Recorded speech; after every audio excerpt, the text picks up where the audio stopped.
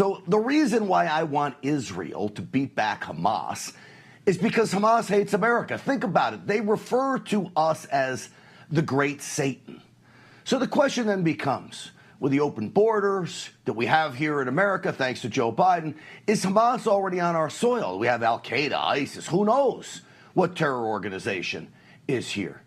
I can tell that the protest indoctrination class of radical leftists have already infiltrated America and maybe even swung over to the Hamas camp.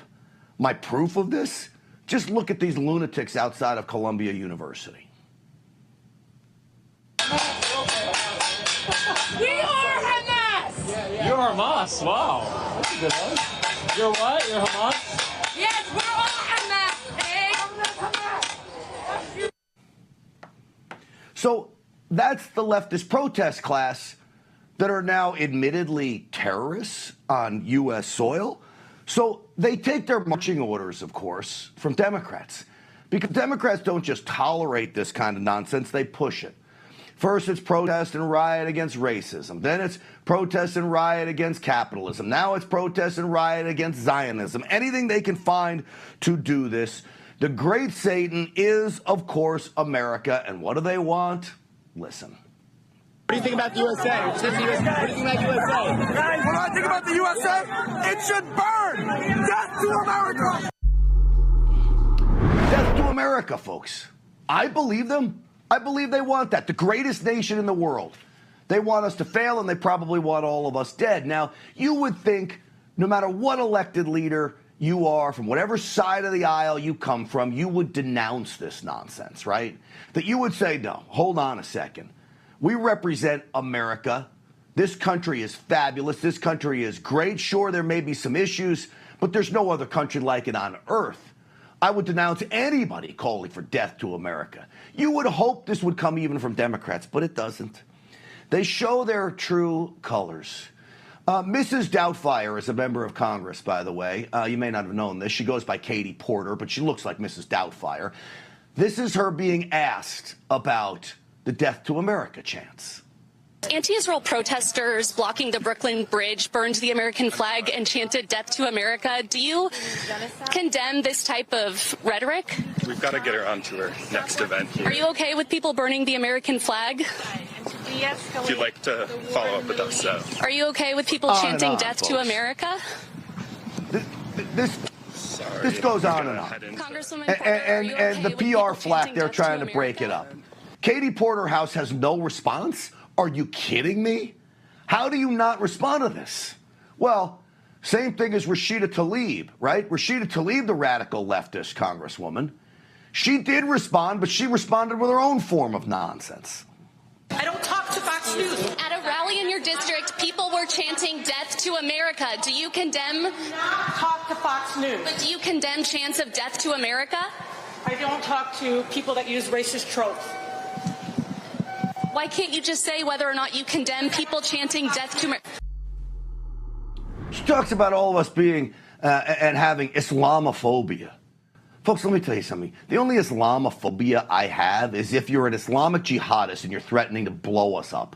Okay, yes, those people I'm scared of. But I don't care if you're Muslim. That's the great thing about America. You can be whatever religion you want. I might try to tell you why I think Christianity is the best choice, but this is a free country. But she will not denounce the greatest nation in the world, should never, ever be in the crosshairs of these radicals calling for our destruction. It's wild, folks. All of this playing out as we have this foreign aid bill that is being offered up in 5 parts, $95 billion total, something like $60 billion to Ukraine. You've got to be kidding me. $26 billion, I think, to Israel. And no matter what you say, we're going to give more money to Ukraine than Israel. $9 billion to Gaza. To Gaza. Wait a second. If we're giving money to Israel, why are we giving money to Gaza? Because Hamas is going to take that money. So now we're funding both sides of the war. Who thinks that makes any sense? Lauren Boebert was on the show last night. She doesn't. But even with the $26 billion to Israel, well, in that is humanitarian aid for Gaza. And so, I mean, this whole thing is just disastrous. Folks, what it amounts to is incompetence. Incompetence from Speaker Johnson, why he can't make a deal and negotiate when we really have leverage right now, get some border security, change some laws to make sure we have the tools needed to stop this invasion, but nothing at all. It's like he's taking the cues from the incompetence Biden administration. You want to know how I know they're incompetent? This is the alleged commander-in-chief, the guy who's supposed to be making all the calls. I want you to listen very carefully here because this is a geography lesson I'm about to give you. This is the man who calls himself president. And I made it clear to Israelis, don't move on Haifa. It's just not, I mean, anyway, I just, look what we did recently when Israel was attacked. Don't move on Haifa? Haifa, folks, is in Israel. Israel is not going to attack an Israeli city. It's ridiculous. I'm sure he was meaning to say Rafah, which is in Gaza, but this is the man who we're supposed to have respect for, call the shots, keep us safe, keep the world safe. Not a chance. And then we learn, while all this is playing out, that we have over 1,000 troops in the country of Niger that are, in effect, being held hostage right now. Why are they being held hostage? Well, the military-run government there says they want military troops out of Niger. Joe Biden is not letting them leave even when their duty runs up. They're not allowed to leave to come back to the United States. They're running out of medical supplies. As the country falls into chaos, I'm very worried that this could be another Benghazi. The State Department's inept. Joe Biden's inept.